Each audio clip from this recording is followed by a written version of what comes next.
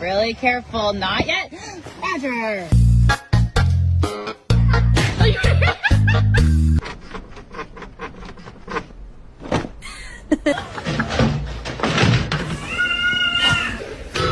In nomine Patris et Filii.